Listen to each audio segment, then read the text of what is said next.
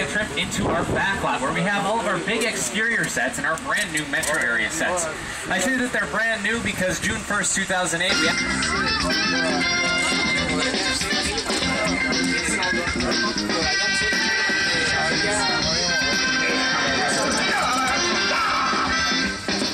we've now crossed into our second location that we call Courthouse Square.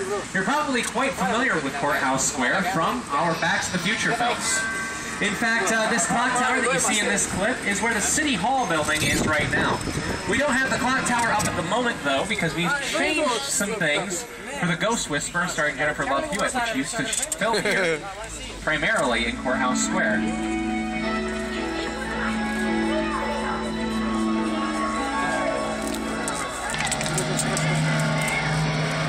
The right-hand side of the tram, this big glass building is modeled to look like the New York Times building in New York City.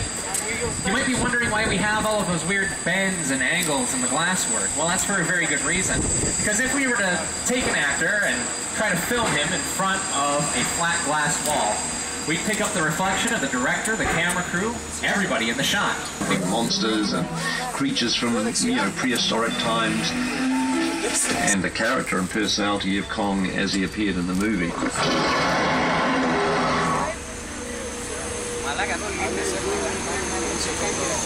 Now, if you're familiar with our park here at Universal Studios, you know that Kong, this is the second kind of incarnation of Kong in our theme park.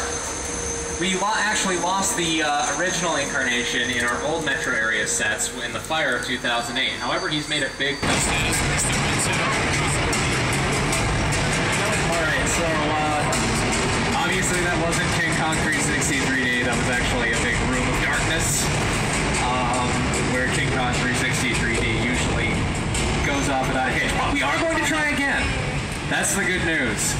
We just need to get a few things hammered out, make sure that Kong is out of his dressing room and ready to go. This time around we might have caught him a little bit by surprise. I don't know. We'll try again. Fingers crossed, it will work. Honestly, it's really cool once we see it. It's just sometimes it just doesn't go quite as planned, but we're just gonna loop around. We'll be back in a few moments.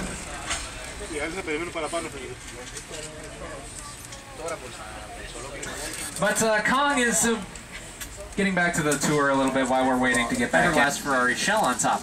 We did that because a real Ferrari couldn't handle the stunt driving required for Magnum PI. We also have Biff's cars from Back to the Future, DeLorean from Back to the Future 2, and 2 more cars from our Fast and the Furious movies. Now in Fast and the Furious we do a lot of stunt driving. We've got a demonstration of how we do some of that stunt driving coming up right ahead of us in Special Effects Stage 55, which we've decked out Tokyo style in honor of Fast and the Furious Tokyo Drift. Inside are 2 good friends of mine and 2 of the most well-known stunt cars in Hollywood at the moment. Ladies and gentlemen, Karma. And go! Smoke! Go! Fire! Go! Okay, we're clear for a full run through. All systems check. This one's for real, guys, so watch out. And action!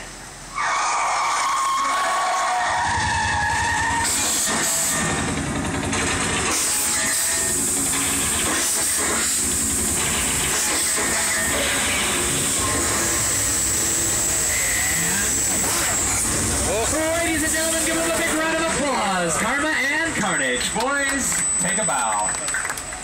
Aw, thanks. You got anything else for us today? Aw, yeah.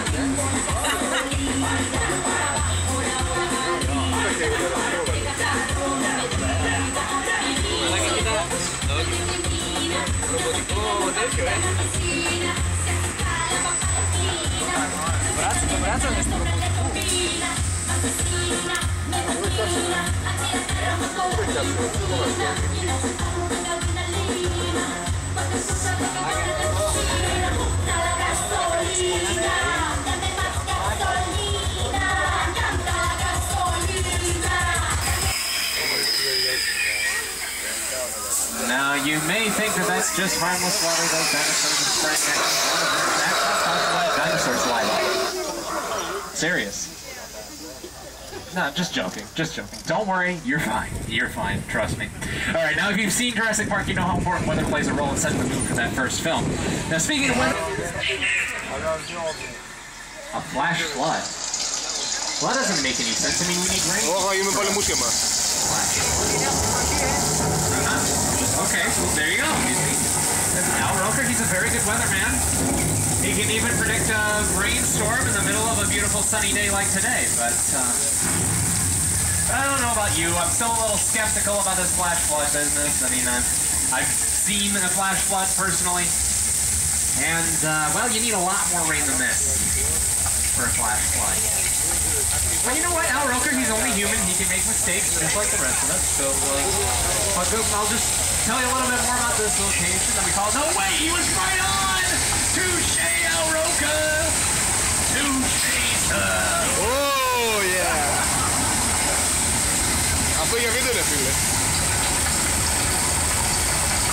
That effect is a result of thousands of gallons of water being released from a holding tank at the top of the hill. We let it run down our hill into our drainage system, and then we recycle it into the drinking fountains at Terminator 2. So enjoy, everybody. You're welcome. This area of our lot is called Old Mexico. Old Mexico has been seen in a variety of films like Paramount Pictures' Indiana Jones and the Kingdom of the Crystal Skull. It's also been seen in Lady Gaga's latest music video. Also been seen in episodes of Community, House, and Hop. And here it is. But at this time, we're going to cross the border from Old Mexico and take a trip into the Old West. Ladies and gentlemen, welcome to 6 Points, Texas. 6 Points and our other western set, Denver Street, are among two of the oldest sets that we have here on our backlot. Back in the golden age of the western, over 200 films a year would get shot right here on these streets.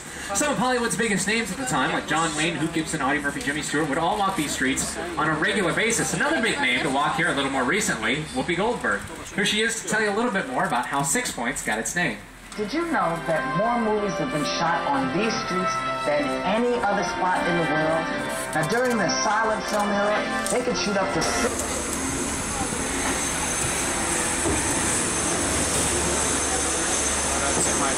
All right, and now, after a long wait, ladies and gentlemen, welcome to Skull Island.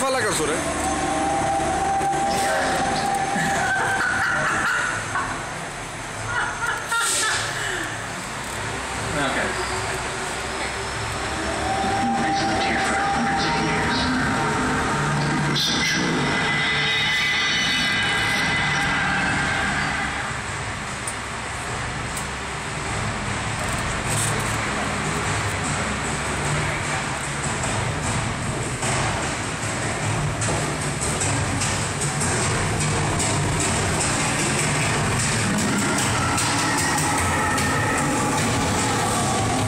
Glasses on, everybody.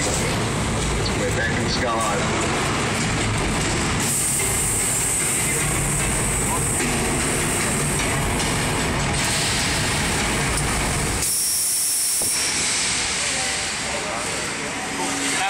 Δεν γράφει. Α, το γράφει, ναι.